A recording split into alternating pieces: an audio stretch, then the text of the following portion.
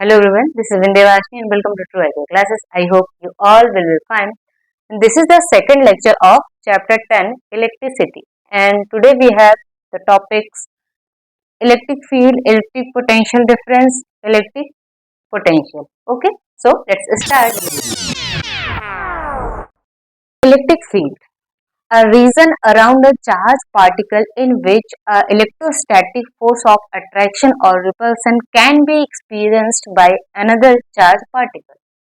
मतलब कोई भी चार्ज पार्टिकल होगा, उसके चारों तरफ ना एक रीजन ऐसा जनरेट हो जाता है कि जब अगर आप दूसरा चार्ज ले आते हो तो वो चार्ज क्या फील कर रहा होता है, वो अट्रैक्शन फील कर रहा होता है या फिर रिपल्सन फील कर रहा होता है। ओके, जैसे हमने यहाँ पे क्या लिया, एक चार्ज दिया है, चार्ज कैसा हुआ, पॉजिटिव। अब इसके कुछ दूर तक ऐसी ऐसी फील्ड जनरेट होती है जिसमें कोई चार्ज मटेरियल ले आते हो तो वो अट्रैक्शन या रिपल्सन फील करती है। अब जैसे मेरे पास ये चार्ज है तो मैंने इस चार्ज की वजह से फील्ड जनरेट हुई है, इसलिए मैं इसको बोल रही हूँ सोर्स चार्ज। ठीक है, सोर्स चार्ज हो गया। अब मैं दूसरा यहाँ पे चार्ज ले आ रही हूँ जिसको वो टेस्ट करेगा कि इसकी फील्ड कितनी है, कितनी इंटेंसिटी की है, इसलिए इसको बोल रहे हैं क्या, टेस्ट चार्ज। अब इस टेस्ट चार्ज को हम क्या रखते हैं, हमेशा ही बहुत ही स्मॉल रखते हैं। इसका मैग्नीट्यूड क्या होता है, वो स्मॉल होता है। और हमेशा कैसे रखते हैं, पॉजिटिव।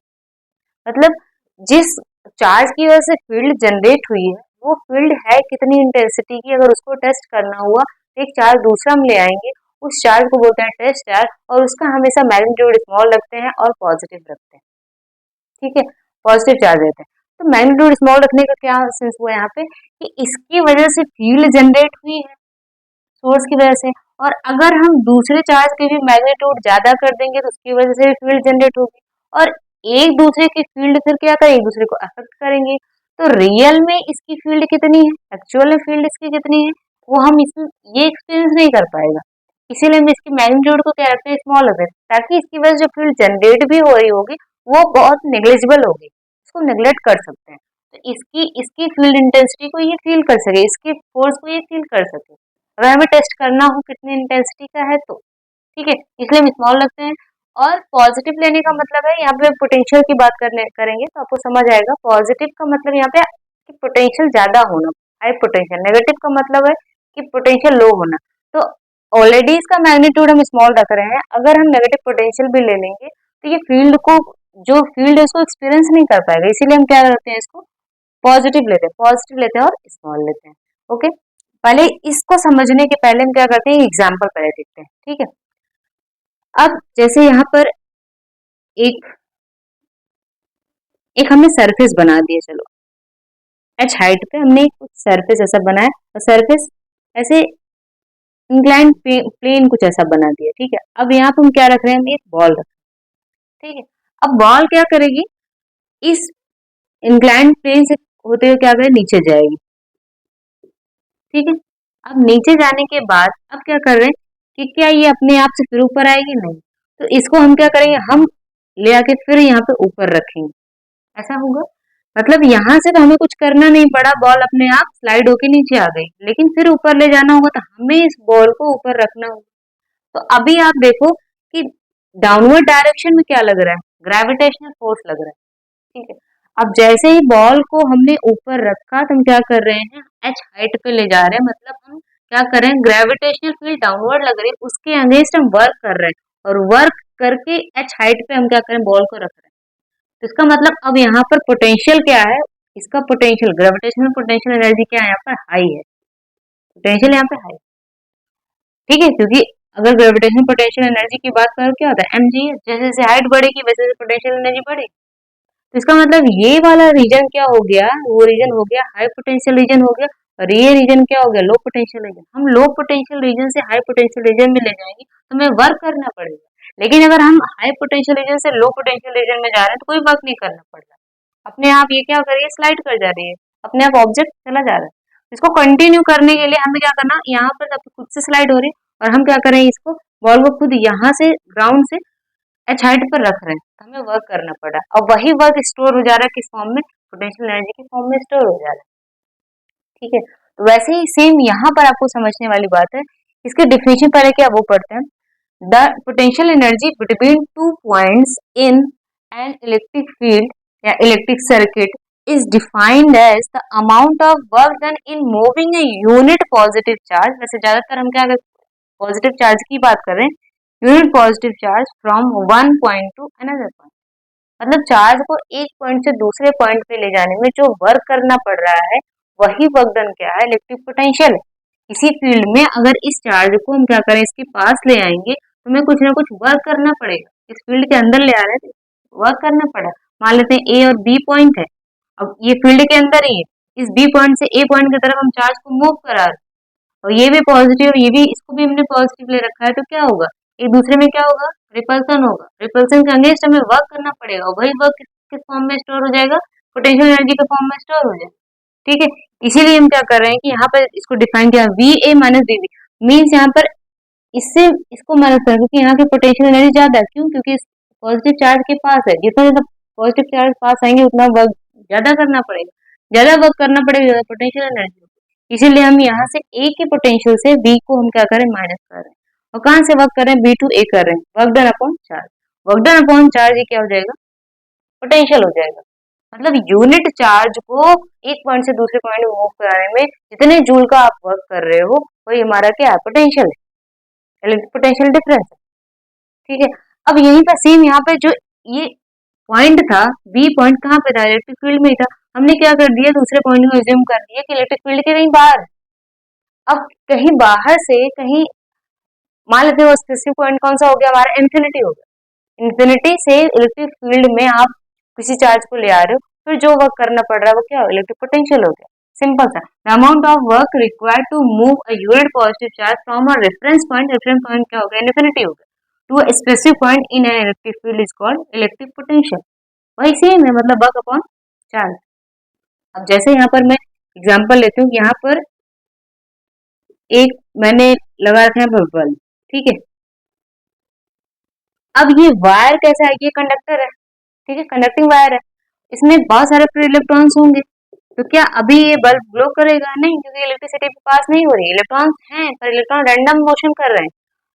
हमें इलेक्ट्रिसिटी के लिए क्या करना होगा, इलेक्ट्रॉन को क्या करना होगा, एक पर्टिकुलर डायरेक्शन देनी होगी, पर्टिकुलर डायरेक्शन मिलेगी तभी चार्ज का फ्लो होगा, पर्टिकुलर डायरेक्शन में चार्ज फ्लो होंगे तभी इलेक्ट्रिसिटी जनरेट होगी, करंट जनरेट होगा।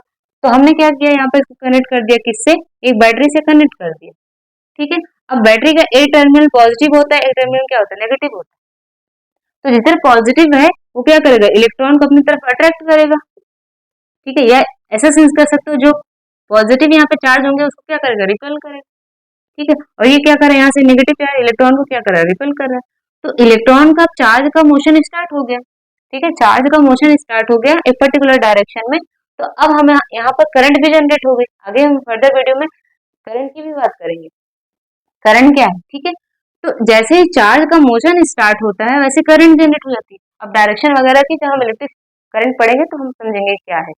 ठीक है, तो कहने का सेंस यहाँ पे क्या है कि चार्ज को या इलेक्ट्रिक जो हमारे पास फ्री इलेक्ट्रॉन्स हैं उसको एक पर्टिकुलर डायरेक्शन देने के लिए हमें क्या चाहिए होगा, एक फोर्स चाहिए होगा।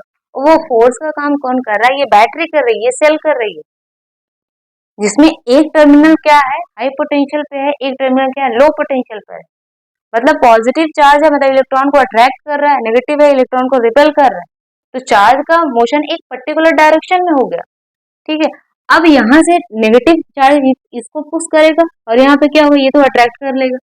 ठीक है, अब यहाँ से इलेक्ट्रॉन को क्या करना होगा, इसके अंदर तो आराम से वर्क हो जा रहा है क्योंकि ये पुश कर रहा है और ये क्या कर, ये रिपेल कर रहा है और ये क्या कर रहा है, अट्रैक्ट कर रहा है। लेकिन अगर बैटरी में पॉजिटिव से नेगेटिव की तरफ इलेक्ट्रॉन को जाना होगा तो ये नेगेटिव क्या करेगा, इलेक्ट्रॉन को रिपेल करेगा और उसके अगेंस्ट हमें क्या करना रहा है, वर्क करना पड़ रहा है, क्योंकि पॉजिटिव से नेगेटिव की तरफ ले जाए, किसको ले जाए, इलेक्ट्रॉन को ले जाए, और ये भी, ये नेगेटिव है, इलेक्ट्रॉन ऑलरेडी नेगेटिव है, तो दोनों में रिपल्सन होगा। तो इसका मतलब इसके अगेंस्ट वर्क करना पड़ेगा। वर्क कौन कर रहा है, सेल के अंदर जो केमिकल्स हैं वो वर्क कर रहे हैं, इसको यहाँ से यहाँ तक रखना है। जैसे यहाँ यही बात की मैंने, यहाँ तो आराम से अपने आप नीचे स्लाइड हो रहा है, वैसे ही में यहाँ तो स्लाइड हो रहा है, लेकिन इसके बाद इस बैटरी में क्या है, नेगेटिव चार्ज क्या हो रहा है, इलेक्ट्रॉन को नेगेटिव टर्मिनल की तरफ ले जाने के लिए, क्योंकि फ्लो हमें कंटिन्यू बनाना है, तभी तो हम सेल लगा रखे हैं।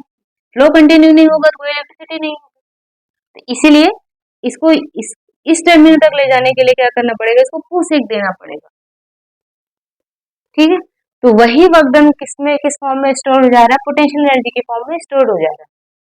तो अब अगर हम किसी इस टर्मिनल की मान लो तो पर्टिकुलर पॉइंट की बात करें इस बल्ब की, तो जो चार्ज फ्लो हो रहा होगा, जो करंट जनरेट हो रही होगी, अब ये बल्ब ग्लो कर रहा है मतलब कुछ ना कुछ यहाँ पे पोटेंशियल एनर्जी क्या करे, लूज कर देगी।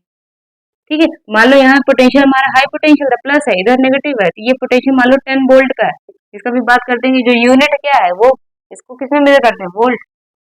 ठीक है, या हम वर्क अपॉन चार्ज क्या है, जूल पर कूलम भी बोल सकते हैं। तो यहाँ पे 10 वोल्ट का यहाँ पे क्या है, अब ये क्या करेगा, कुछ पोटेंशियल यहाँ पर लूज करेगा, क्योंकि कुछ एनर्जी क्या होगी, जो इलेक्ट्रिकल एनर्जी है किसमें कन्वर्ट हो जाएगी, हीट एनर्जी में कन्वर्ट हो जाएगी। तो यहाँ पे पोटेंशियल क्या हो गया, लो हो गया, यहाँ पे पोटेंशियल क्या है, हाई है। अब इस दो पर्टिकुलर पॉइंट की बात करेंगे तो यहाँ पे क्या है, पोटेंशियल डिफरेंस क्या होगा, जीरो होगा, क्योंकि यहाँ पर कोई अलग से रेजिस्टर नहीं लगा रखा है, कोई अप्लायंस नहीं लगा रखा है, तो जो पोटेंशियल होगा इधर वही सेम पोटेंशियल इधर भी होगा। तो इस अगर केवल वायर में बात करेंगे तो पोटेंशियल डिफरेंस क्या है, जीरो।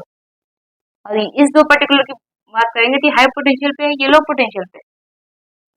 ठीक है, तो अब इसको हम मेजर कर रहे हैं किसमें, वोल्ट में मेजर कर रहे हैं या जूल पर कूलम में बोल सकते हैं, कि मतलब यूनिट चार्ज को अगर आप मूव करा रहे हो तो जूल का वर्क करना पड़ रहा है, जो भी जो 5 जूल 10 जूल जो भी है वो ही क्या है, हमारा पोटेंशियल है, या इसको हम बोलते हैं क्या, वोल्टेज भी बोलते हैं। वोल्टेज पोटेंशियल डिफरेंस, पोटेंशियल सिर्फ सेम ही है, बस नाम अलग दे दिया गया, बाकी सब कुछ सेम ही है। तो जनरली हम इलेक्ट्रिक पोटेंशियल डिफरेंस की बात करते हैं, मतलब वोल्टेज की बात करते हैं। ठीक है, आई होप आपको सेंस आया होगा, क्लियर हुआ होगा। चलिए ठीक है, फिर मिलते हैं अपने नेक्स्ट लेक्चर में, तब तक के लिए bye bye and take care.